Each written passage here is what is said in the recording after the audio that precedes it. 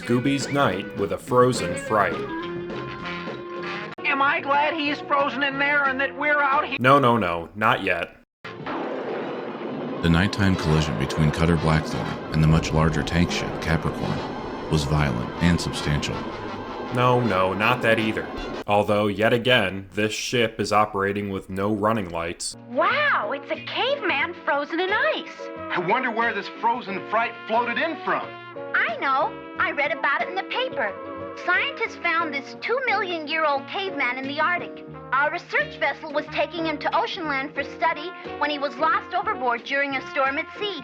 Am I glad he's frozen in there and that we're out here? Okay, go for it. Am I glad he's frozen in there and that we're out here? And that he's the sheriff and that we're frozen out here? And that we're in there and I just remembered we're out here. What I want to know is where's the caveman?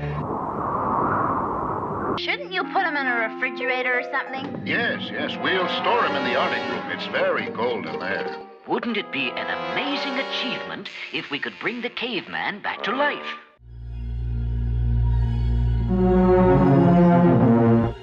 If you don't mind, we like him just the way he is. Well, we gotta be going. Come on, Scoob. Let's...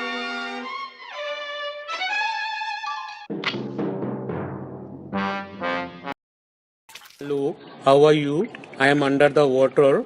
Please help me. Wow, this place is spooky at night.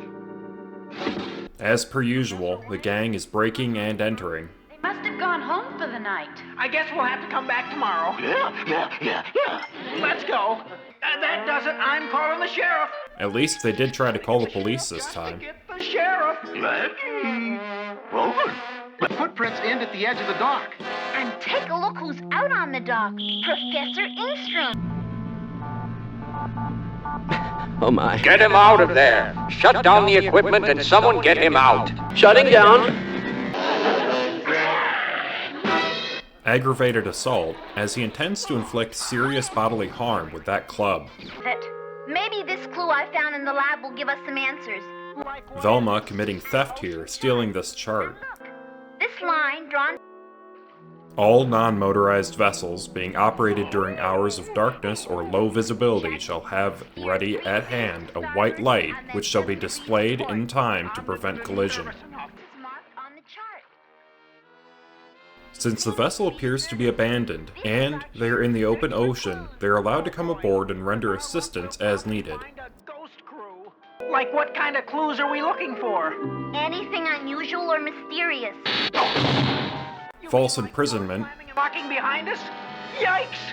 What am I saying? It did slam and did lock and we're and we're gonna be next if we don't get out of here.